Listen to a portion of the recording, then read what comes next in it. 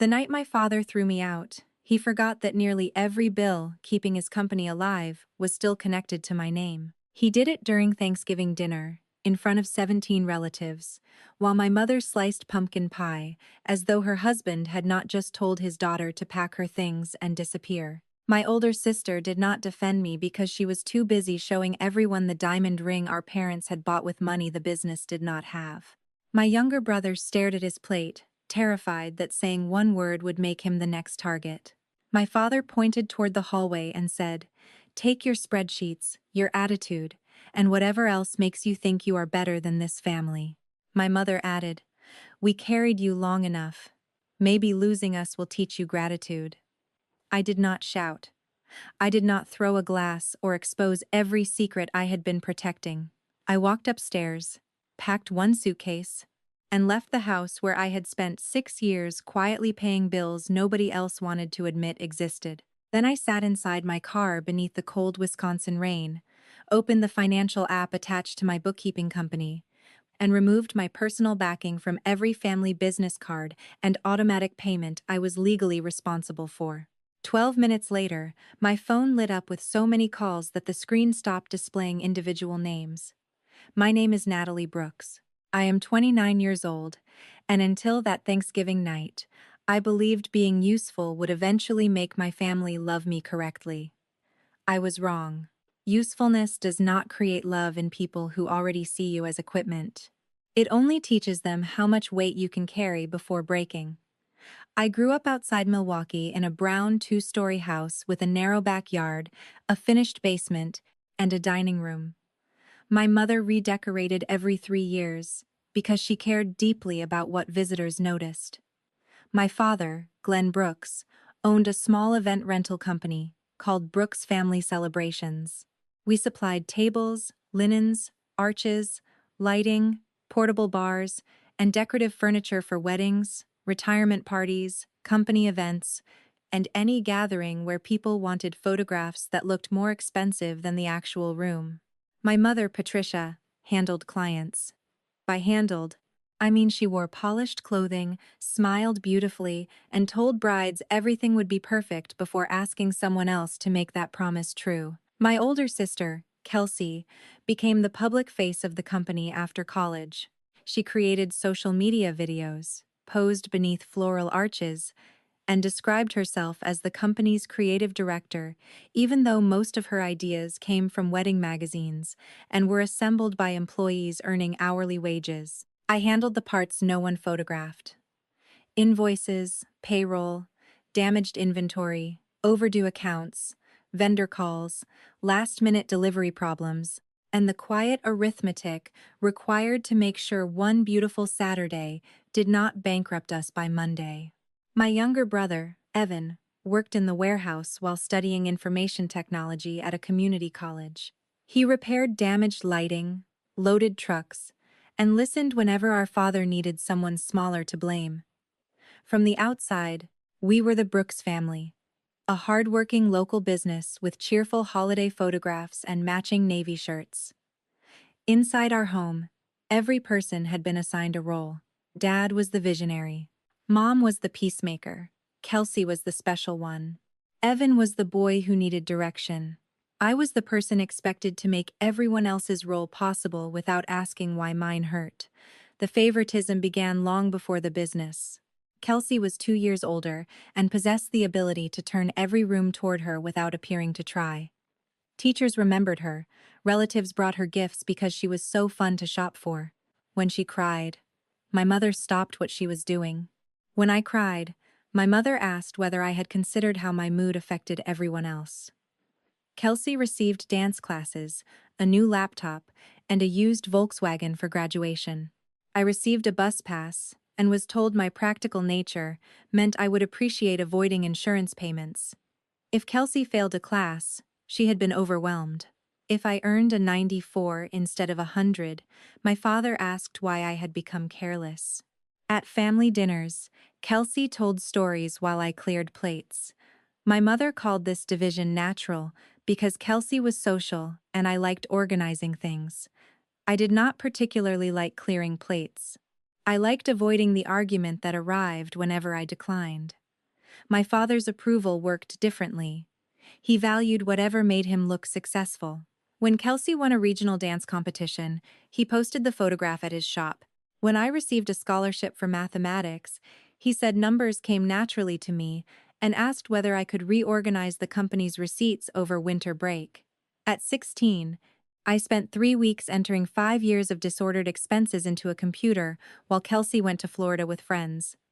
When I finished, Dad told relatives I had helped a little with office cleanup. That became our pattern. I repaired the structure. Someone else stood in front of it for the photograph. I studied accounting at the University of Wisconsin-Milwaukee because numbers were one of the few things in my childhood that behaved honestly. A balance either existed or it did not. A payment had been made or it had not. Numbers could be manipulated, but they did not cry, accuse, or tell you that remembering correctly was disrespectful. I worked throughout college and graduated without much debt. Kelsey studied communications at a private school for 3 semesters, changed majors twice, then returned home after our parents could no longer cover tuition.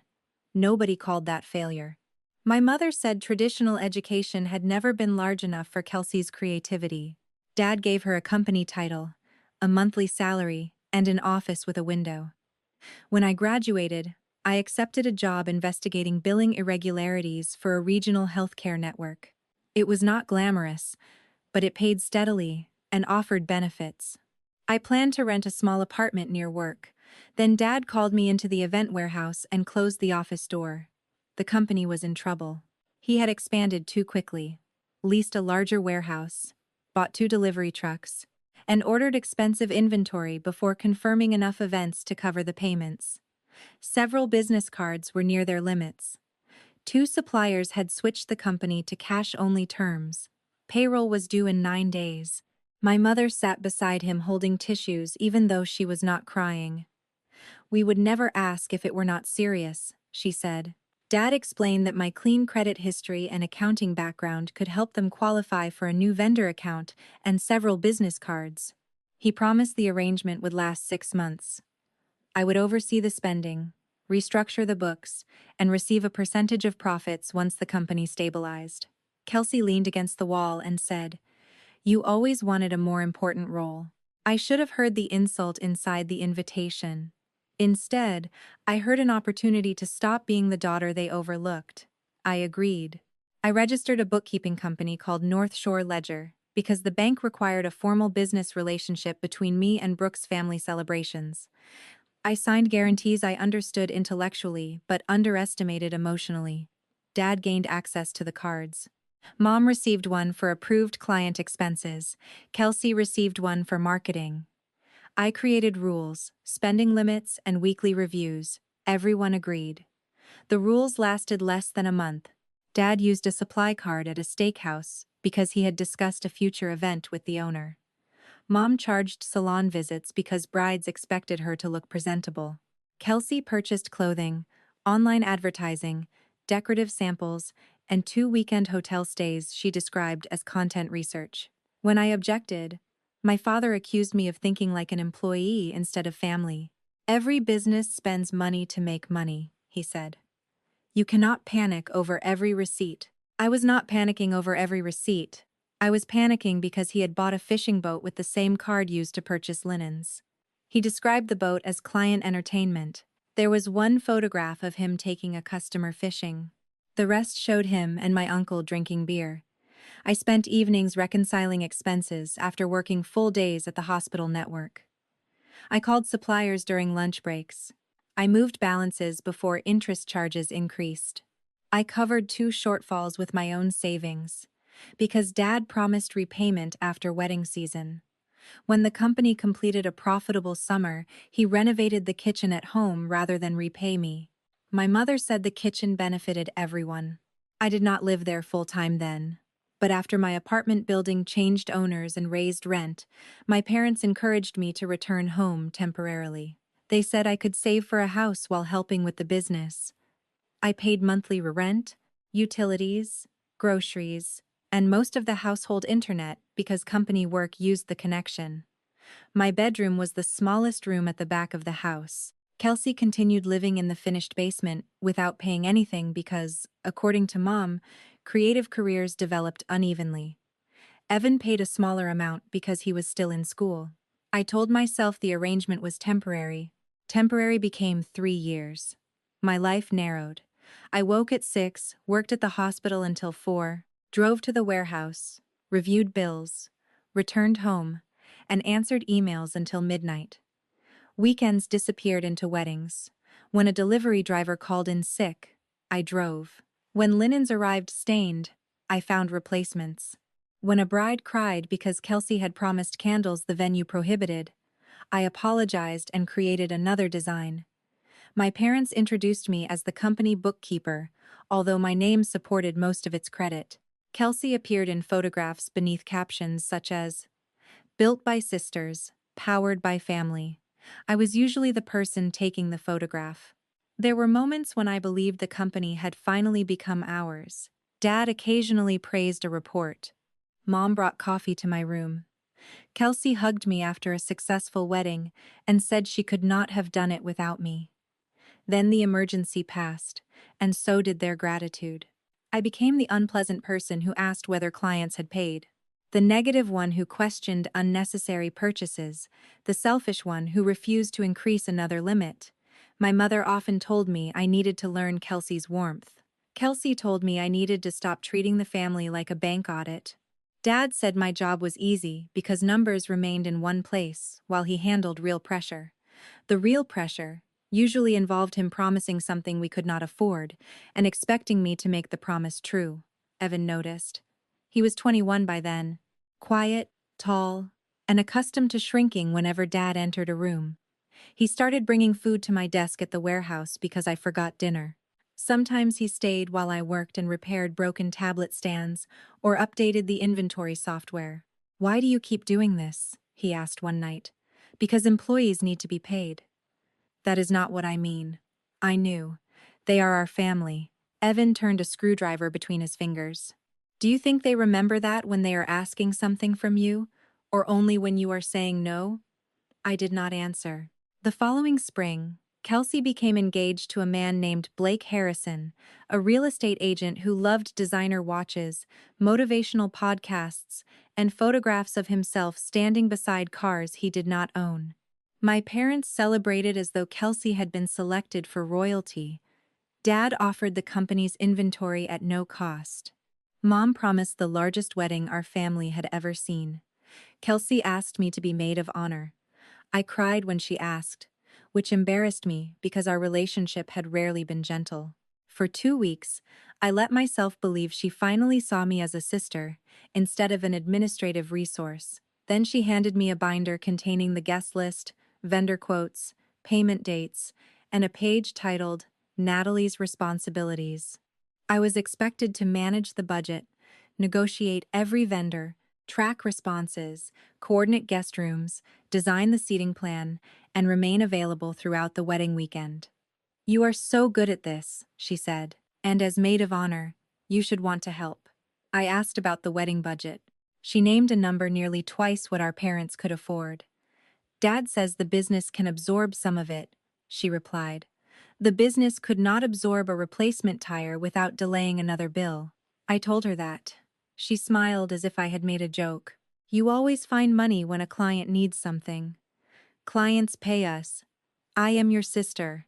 There it was. Family meant paying less, demanding more, and becoming offended when I noticed. For months, I managed the wedding while trying to keep the company operating. Kelsey changed colors 3 times, added 100 guests, and ordered custom glassware after I told her the deposit would affect payroll. Mom said a daughter's wedding happened once.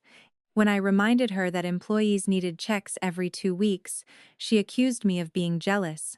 Dad used one of the cards linked to my company to pay the wedding photographer's deposit without asking. I froze that individual card until we could discuss it. He stormed into my bedroom and said I had humiliated him in front of Blake's family. "You cannot keep treating our accounts like they belong to you," he shouted. "That account does belong to me. The card has my name. My company guarantees the payment." He pointed toward me. This is what happens when children think paperwork makes them powerful. I should have left then. Instead, I reopened the card after he promised the charge would be reimbursed. It never was. Thanksgiving arrived 6 weeks before Kelsey's wedding. My mother invited 17 relatives and posted photographs all week of pies, table settings, and matching family napkins. Her caption read, "Nothing matters more than gathering every child beneath one roof." The night before Thanksgiving, I discovered 3 overdue notices and a payment scheduled from my business account to cover Dad's new truck. The truck had been purchased without telling me. He had used company revenue for the down payment and expected my account to cover the first monthly shortage. I canceled the automatic transfer. Then I found a second problem. Kelsey had charged nearly $11,000 in wedding expenses to the marketing card. She labeled them promotional because photographs might later be used by Brooks' family celebrations. When I confronted her Thanksgiving morning, she was standing in the kitchen drinking coffee while Mom arranged flowers. "It is one wedding," Kelsey said. "It is $11,000. Dad approved it." "Dad cannot approve personal charges on a card guaranteed by me." My mother turned from the flowers. "Must you do this today? The payment is due Monday." "Then handle it Monday." "Monday does not create money." Kelsey crossed her arms. "Blake's parents are covering the rehearsal dinner. It would look humiliating if our family could not provide the wedding itself." Looking wealthy is not the same as being able to pay. My mother's face hardened. "You have always resented how easily people love your sister." The accusation landed with such precision that I knew she had been saving it. "This is not about whether people love Kelsey. Everything is about that with you." Kelsey looked down, performing hurt. "I knew asking you to be maid of honor was a mistake." "What does that mean?" She sighed. "Blake and I discussed it. You bring tension into every planning meeting. You act like the wedding is a burden. Madison will be maid of honor now." Madison was Blake's cousin. I stared at her. "You removed me from the wedding party?" "You are still invited. But you expect me to manage everything. You already have the information." My mother said, "Please do not make Kelsey feel guilty for protecting her peace." Something inside me went quiet. I had spent 5 months protecting her wedding, the family business, my parents' credit access, employee paychecks, and every public image they valued. Kelsey had removed me from the wedding because I had asked how the bills would be paid. Yet I was the danger to her peace. Relatives arrived before I could respond. My mother whispered that we would continue later and warned me not to damage the holiday. For 3 hours, I served appetizers, reheated food, answered questions, and smiled through conversations about Kelsey's wedding. My aunt praised the engagement photographs. My cousin asked why I was no longer wearing the maid of honor bracelet Kelsey had given me. Before I could answer, Mom said, "Natalie decided she was too busy for the role." Kelsey looked at her plate. I wanted to correct the lie, but I heard the old command inside myself. "Do not create a scene." Dinner began at 4. Dad offered a toast to family loyalty. He praised Kelsey for bringing joy into the business and Evan for becoming dependable. Then he looked at me. "Natalie keeps us organized," he said. Several people laughed because the description sounded so small beside the work I actually did. I raised my glass anyway. During dessert, Dad mentioned his new truck. An uncle congratulated him. I asked quietly how he planned to make the payment after using company funds for the wedding. Dad set down his fork. "Not now." The payment was scheduled from my account. I said not now. I canceled it. The table became silent. My father placed both hands on the table. "You did what?" "I canceled a payment you never discussed with me. That truck is necessary for business. Then the business should pay for it from revenue. Do not lecture me in my house. I am responsible when the money comes from my account." My mother whispered my name as a warning. Kelsey said, "Can we have one holiday without Natalie making everything about money? Your wedding is being paid with company cards tied to me." Her face flushed. Blake looked confused. "I thought Glenn was covering the wedding." "He is charging it." Dad slammed his palm on the table. Silverware jumped. A glass tipped but did not fall. "You have failed this family," he said. Every person stared. "We gave you a home. We gave you a place in the business. We tolerated your suspicion, your controlling behavior, and your constant need to prove you are smarter than everyone. Now you are embarrassing your sister and questioning me in front of guests. I am asking why my account is paying for your truck. Your account? He laughed. Everything you have came from this family. My job, my company, and my credit did not come from you. My mother folded her arms.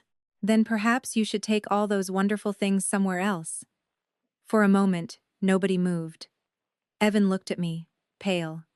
My aunt stared at her plate. Kelsey held Blake's hand as though she were the person being attacked. Dad pointed toward the hallway. Pack your things, take your bookkeeping, your little job, and your superiority with you. If you do not trust this family, you do not belong in this house. I waited for my mother to stop him. She did not. She said, "Leave. We do not need you." My throat tightened, but I refused to cry in front of them. Are you certain? I asked. Dad leaned back. Completely. All right. I walked upstairs. Nobody followed except Evan. He stood in my doorway while I placed clothes inside a suitcase. You cannot leave, he whispered. They told me to. The company cannot operate without you. They said they do not need me. You know Dad says things when he is angry, and we spend our lives cleaning up after the things he says. Evan looked toward the hallway. Where will you go? My friend Jasmine has a guest room. What about work? I will go to work. I mean the warehouse. I closed the suitcase. That is no longer my responsibility. Fear crossed his face. He will make it mine. I stopped. Evan had always been the nearest person to the blast after I absorbed it. You can call me any time, I said. That is not the same as fixing this for them. I know. He did not sound convinced. I carried the suitcase downstairs. The table had been cleared enough for people to pretend dinner was continuing. Dad did not look at me. Mom wrapped leftover pie for my aunt. Kelsey had begun explaining a honeymoon plan to Blake's mother. I placed my house key beside Dad's plate. The remaining company records are digital. You have access to the basic files. My formal bookkeeping work ends tonight. Dad laughed. You think we cannot survive without a few spreadsheets? I hope you are right. My mother followed me to the front door. For 1 second, I believed she might apologize. Instead, she said, do not tell people your father kicked you out. Say you decided it was time to move. I looked at her. The sentence was so familiar that I wondered how many generations of women had been instructed to rename rejection so the people causing it could remain respectable. No, I said. I will say exactly what happened. I stepped into the rain. Inside my car, I placed the suitcase on the passenger seat and sat with both hands on the steering wheel. My body shook so violently that the keys rattled. I could have driven away and handled everything the next morning. But the business cards, truck payment, vendor charges, and wedding expenses were connected to my credit and my company. Leaving them active after being removed from the business would not have been generosity. It would have been self-destruction. I opened the app, removed every authorized user from the accounts I controlled, canceled automatic payments from North Shore Ledger, and froze the cards while the bank reviewed which balances belonged to whom. I did not touch my parents' personal checking account or any funds that were legally theirs. I protected what carried my name. Then I sent one message to the family business group. Since Dad and Mom confirmed tonight that I am no longer part of the household or company, I have removed access to all cards and payments backed by North Shore Ledger or my personal credit. Existing company funds remain untouched. Future expenses must be paid through accounts belonging to Brooks family celebrations. Please communicate with me in writing about the transition. The first call came before I reached the end of the street. Dad, then Mom, then Kelsey, then the company phone, then Dad again. I declined all of them. A message from my mother appeared. Come back before your father says something he cannot take back. He had already said it. Another message came from Kelsey. My florist payment just declined. Are you seriously sabotaging my wedding because you are jealous? I pulled into a gas station and read the sentence twice. She had removed me from the wedding, watched our parents throw me out, and still believed the most urgent injustice was her florist. Dad left a voicemail. Unlock those cards immediately or I will report you for stealing company funds. I saved it. Then Evan texted. Dad says you planned this. He says I have to convince you to restore everything or I am off payroll. I closed my eyes. The guilt arrived exactly as they expected. Not because I doubted the decision, but because they had found the person I still wanted to protect. Jasmine lived in a townhouse 20 minutes away. She opened the door wearing sweatpants, took one look at my suitcase, and said, "He finally did it." We had worked together at the hospital network for 5 years. She knew enough about my family to understand the rest without questions. "I froze the cards," I said. "Were they yours to freeze?" "They were backed by me." "Then come inside before guilt drives the car back to their house." Her guest room contained a narrow bed, a lamp, and boxes she had intended to unpack. It was more welcome than the bedroom I had paid to occupy for 3 years. Jasmine made tea while I placed my phone on the table. It vibrated continuously. She watched it for a moment. "Are you going to answer?" "If I answer, I will start explaining. Do you owe them an explanation?" I sent one. "Then let the explanation be lonely for a while." Near midnight, Evan called. I answered immediately. His voice was low. "Dad took my car keys." "Why?" "He says the car is insured through the company, and I cannot use company property while supporting someone who attacked the business. The loan is in your name." "I know. Are you safe?" "Physically, yes." That distinction made my stomach turn. He threw a chair in the office. "Not at me. Mom is crying. Kelsey says her dress balance is due tomorrow, and the card is not working. That card is frozen because the balance belongs to me if they do not pay it." "I understand." He paused. "Dad says if I talk to you, I can leave too. Do you want to leave?" "I do not know." "You do not have to decide tonight. Pack the documents and medication you would need if you had to stay elsewhere. Keep them somewhere safe." "Are you telling me to run away?" "No, I am telling you not to let someone else decide what you can take when emotions get worse." Evan was silent. "I should have said something at dinner," he whispered. "You were scared, so were you." I had years of practice. The following morning, my mother posted a Thanksgiving photograph online.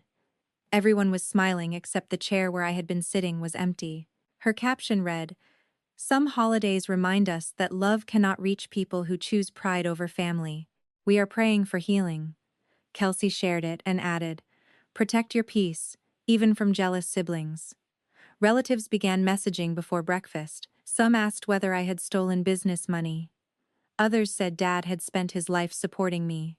One aunt told me freezing cards before Kelsey's wedding was unforgivable. Nobody asked whose cards they were. Nobody asked why I had been thrown out. Nobody asked where I slept. Jasmine placed my phone inside a kitchen drawer. "Truth does not become false because 17 people prefer a more entertaining lie," she said.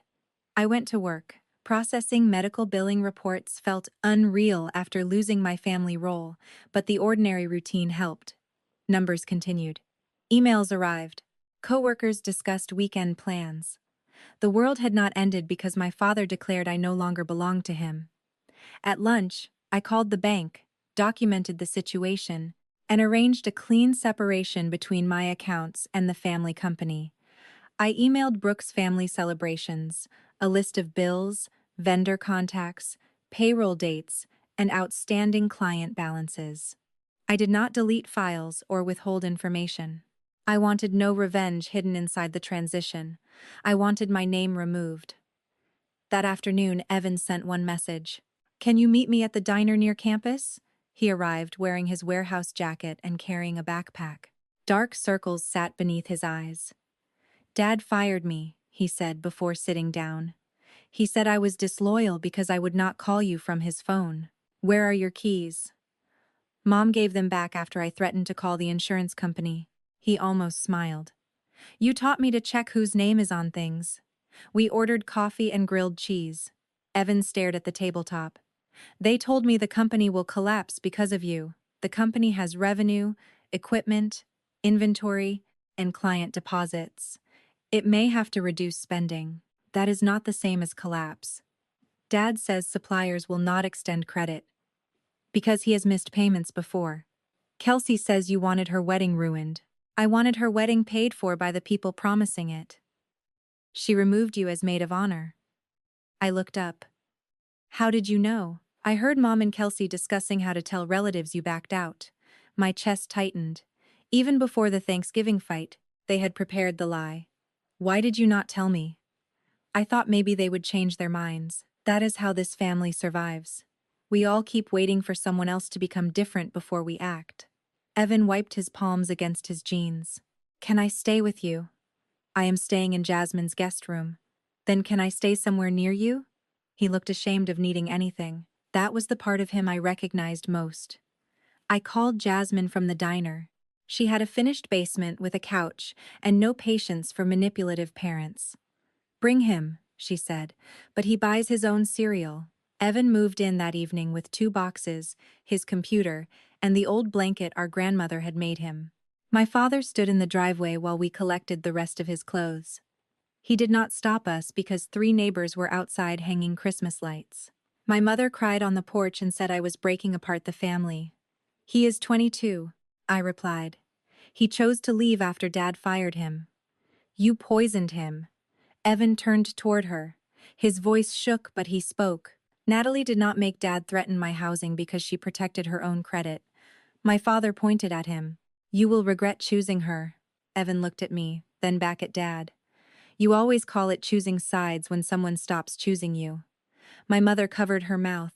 Dad went inside and slammed the door. We drove away without an argument. The next week was filled with practical work. Evan opened a bank account neither parent could access. We changed passwords. I found a small apartment available in January and paid the deposit from my own savings. Evan insisted on contributing. Jasmine helped us find second-hand furniture. North Shore Ledger continued serving 3 small clients outside the family company, so I increased my evening work and created stricter contracts. For the first time, every hour I spent bookkeeping benefited someone who respected the invoice. Brooks' family celebrations struggled, but not because I attacked it. The company struggled because the spending had always exceeded reality. Dad sold the boat. Mom canceled several personal subscriptions. Kelsey reduced some wedding plans, although she posted online that toxic family members had forced her to redesign the celebration. 2 employees left after paychecks arrived late. One called me privately. Did you take the payroll money? He asked. No, the company's cash remains under Glenn's control. He says you froze everything. I froze credit attached to me. Client payments and business checking are untouched. The employee sighed. That makes more sense. You should ask for your pay schedule in writing. You always made sure we got paid. That was part of my job. Apparently, it was more than anyone realized. I did not enjoy hearing it. Recognition arriving after abandonment feels less like praise and more like a receipt for years you cannot recover. My father demanded a meeting. I agreed on 3 conditions. It would happen during business hours at the warehouse. Evan could attend, and the conversation would be recorded. Dad replied, "Family does not record family." I answered, "Then keep everything in writing." He agreed to the recording. The warehouse looked different when I entered without keys or responsibility. Rows of chairs, stacked tables, chandeliers wrapped in protective covers, and shelves of folded linens filled the building. For years, every object had represented another problem waiting to arrive. Now they were simply inventory belonging to someone else. Dad sat behind his desk. Mom was beside him. Kelsey had brought Blake, who looked uncomfortable. The first thing Dad said was, "Restore the accounts. No greeting, no apology." "No," I replied. "You cannot destroy a company because your feelings were hurt." "I am not destroying it. I am ending my financial involvement after you ended my role. You lived under my roof. I paid rent. Below market rate. I also worked 20 to 30 unpaid hours every week," Mom said. "Nobody forced you to help." Evan gave a short, humorless laugh. "You called her selfish every time she tried to leave the warehouse before a problem was solved." Dad ignored him. "We need access until wedding season begins." "You had access for 3 years. The balances increased. Businesses carry debt. People carrying the debt should agree to it. Kelsey leaned forward. My wedding is in 5 weeks. I know. The photographer, flowers, and rentals are all tied up because of you. Your rentals are free. The other expenses should be paid by the people who ordered them. Dad promised. Dad promised using my credit. She stared at me. What kind of sister does this? What kind of her too? What kind of sister removes someone from her wedding but expects her to finance it? Blake turned toward Kelsey. You removed her? Kelsey's face changed. We decided Madison was a better fit. You told me Natalie stepped down. Because she was making planning impossible. Did she step down? Kelsey looked away. Blake leaned back, suddenly interested in the truth. My mother said, "This is not about the wedding party. It is about the pattern." I replied, "You rewrite every decision so the person you hurt becomes responsible for it." Dad stood. Enough. You signed those accounts to support this family. I signed because you promised 6 months of controlled business expenses. 3 years later, you used them for a truck, Kelsey's wedding, restaurants, personal shopping, and a fishing boat. Do not speak about me like a criminal. I am describing receipts. You think papers make you powerful? No, they make it harder for you to change the story. I placed a folder on the desk. Inside was a transition list, copies of the account agreements, and a summary separating legitimate business expenses from personal charges. I am not asking you to repay everything immediately. I am asking you to sign acknowledgement that the personal expenses belong to you, remove my company from future obligations, and stop telling people I stole money. Mom's eyes filled with tears. You would humiliate your own parents over paperwork? You posted that I abandoned the family after throwing me out. I never said your name. You photographed my empty chair, Kelsey whispered. Everyone knew. Dad pushed the folder away. I will not sign anything written by a daughter trying to punish me. Then all communication stays with the bank. You would choose strangers over your father? The strangers are not asking me to lie. Dad's face reddened. You are no daughter of mine. The words hurt even though I had already heard them in another form. This time, however, Evan spoke before I could. Stop saying that whenever a child refuses to obey you. Dad turned on him. You are here because she bought you. She helped me open an account and find an apartment. She did not take my car, fire me, or threaten my housing. I gave you everything. You gave us things and then used them as ropes. Mom began crying. How did we raise 2 children who hate us? You raised 3 children, I said. You taught one she could take, one he should fear losing, and one she had to earn her place every day. Kelsey stood. Do not bring me into your therapy speech. You are already in it. Blake placed one hand on her arm. She pulled away. Dad picked up the folder and threw it toward the door. Papers slid across the concrete floor. I did not bend to collect them. The meeting is finished, I said. Mom followed us to the warehouse entrance. Natalie, please. Your father is under pressure. He creates pressure, then hands it to everyone else. We may lose the warehouse. The old part of me responded immediately. She had trained me to hear financial danger as a command. I imagined employees losing jobs, inventory being sold, relatives calling me cruel. Then I remembered the empty chair in the Thanksgiving photograph. I am sorry the company is struggling, I said. I am not paying to prevent the consequences. So that is it? No, that is the boundary you should have met 3 years ago. Kelsey's wedding still happened. I was not invited after the warehouse meeting. My mother sent a message saying my presence would create tension.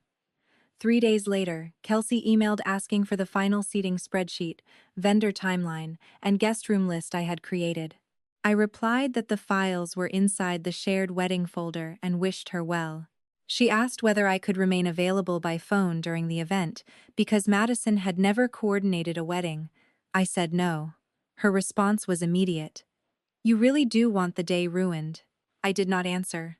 On the wedding morning, I woke in my new apartment beside boxes that had not been unpacked. Evan was asleep on the couch after helping me move. Jasmine arrived with coffee and suggested we drive to Lake Michigan. I nearly stayed home to watch social media. Instead, we spent the day walking beside gray water, eating fried cheese curds.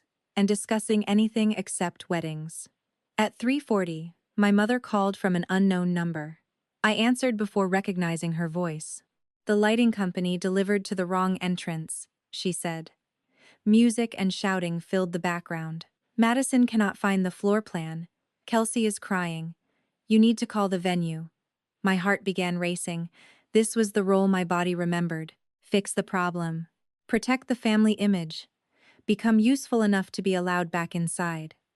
"The floor plan is in the shared folder," I said. "The lighting company's number is on the first page. They are not listening to me. Ask the venue coordinator to handle it. Natalie, this is your sister's wedding. The wedding I was removed from and then uninvited to.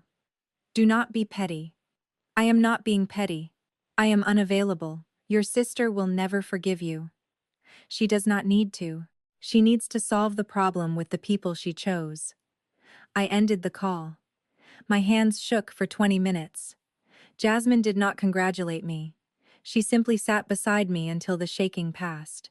Later, photographs showed that the wedding continued. The lights were installed. Kelsey looked beautiful. Guests danced. The emergency had not required me. It had only felt that way because my family had spent years teaching me that any discomfort they experienced was evidence I had failed. 2 weeks after the wedding, Kelsey posted a long message about entering marriage after surviving betrayal from someone she once trusted. She never named me, but relatives commented with broken heart symbols and remarks about jealous sisters. Blake did not share the post. 3 months later, I learned that he had asked Kelsey why she lied about removing me as maid of honor. Their first months of marriage were filled with arguments about money because Kelsey expected him to replace the financial protection our parents had lost. I felt no satisfaction. I had spent years believing Kelsey possessed an easier life because she was loved more. Eventually, I understood that being favored had damaged her differently. She had never learned that other people could say no and remain good. My parents had turned every limit into rejection, so she entered adulthood, believing love meant unrestricted access. Understanding that did not require me to provide access. Brooks' family celebrations downsized within a year. Dad surrendered the larger warehouse and moved inventory into a cheaper building. They sold one truck and several expensive decorative pieces. Mom returned to part-time office work. Dad blamed me publicly, until an old family friend asked why a successful business had depended on a daughter's credit for years. After that, he spoke less. The company survived by becoming smaller and operating within the money it actually earned. The employees who remained received clearer pay schedules because one of them insisted. Consequences had not destroyed the business. They had removed the fantasy that someone else would always absorb the excess. Evan completed his technology program and found a help desk job at a manufacturing company. The first time his paycheck entered an account our parents could not see, he took a screenshot and sent it to me. "It is not much," he wrote. "It is yours," I replied. He rented a small studio apartment after 6 months and learned to cook 4 meals. 3 of them involved pasta. He still struggled with guilt. Whenever Mom left a voicemail saying the house felt empty, he wondered whether independence made him cruel. We reminded each other of the same thing. Missing people does not mean returning to their control is safe. North Shore Ledger grew after I stopped spending evenings repairing my father's books. I accepted more clients, raised my rates, and hired a part-time assistant. I continued working at the healthcare network until my bookkeeping income became stable enough to leave. At 31, I opened a small office above a neighborhood bakery. Nothing about it looked impressive. 2 desks, 1 conference table, a locked filing cabinet, and a window overlooking a parking lot. But the lease carried only my business name. No family member had access to the account, keys, or passwords. On the first morning, I sat at my desk before sunrise and cried because every obligation in the room had been chosen. My mother contacted me periodically from new numbers. Her messages followed a pattern. First nostalgia. "I found your kindergarten photograph." Then guilt. "Your father's health is not what it was." Then accusation. "You have turned Evan against us." Then requests. "Could you review one account?" Could you help with taxes? Could you lend us money for a supplier deposit? I answered once. I will not provide money, bookkeeping, guarantees, passwords, or business services. I will consider a personal conversation only if it begins with an acknowledgement that you used my finances, removed me from the home, and publicly misrepresented what happened. She replied, "A daughter should not give her mother conditions." I blocked the number. My father never apologized. He sent one email titled, "Family Resolution." It said he was willing to discuss mutual mistakes if I restored a respectful tone and stopped punishing the business. I did not respond. There had been no mutual decision to use my credit for personal expenses. No mutual decision to remove me from Kelsey's wedding. No mutual decision to throw me out. Calling harm mutual is how controlling people divide responsibility until nobody can identify who caused it. Kelsey and I did not speak for almost 2 years. Then she appeared at my office without an appointment. My assistant told me a woman claiming to be my sister was waiting downstairs. Every muscle in my body tightened. I considered refusing to see her. Instead, I met her in the bakery where other people were present. Kelsey looked tired. Her hair was tied back, and she wore no makeup. "I am not asking for money," she said before sitting down. "Good. Blake and I are separated." I did not know what to say. "I am sorry. He says I treat every boundary like betrayal." I remained quiet. "He said I learned it from Mom." "Did you?" Her eyes filled. "Probably." She looked toward the bakery window. "I lied about the wedding. You did not step down. I removed you because Mom said you would ruin the mood if you kept questioning the budget. Then I still expected you to manage everything. When you said no, I told people you were jealous because that was easier than admitting I had used you." Hearing the truth did not produce instant relief, it produced grief. "Why are you telling me now? My marriage is falling apart, and every time Blake says no, I hear myself saying the same things Mom says." After he left, I called Mom. She told me not to chase a man who did not appreciate me, then asked whether I could help cover her property taxes. I realized she was comforting me and using me in the same conversation. "That sounds familiar." Kelsey nodded. "I am not asking you to forgive me today." "What are you asking?" "Nothing. I wanted to say it without attaching a request." That was the first apology anyone in my immediate family had offered without trying to purchase access with it. I thanked her for telling the truth. We did not hug. We did not immediately become sisters. Over the next year, we met occasionally. Sometimes she listened. Sometimes she became defensive and disappeared for weeks. Repair was not a dramatic reunion. It was a series of small moments in which she had the opportunity to repeat the old pattern and occasionally chose not to. I maintained limits. She never received access to my accounts, office, or home. Trust is not cruelty withheld. It is evidence accumulated. My relationship with my mother remained closed. She continued telling some relatives that I had chosen money over family.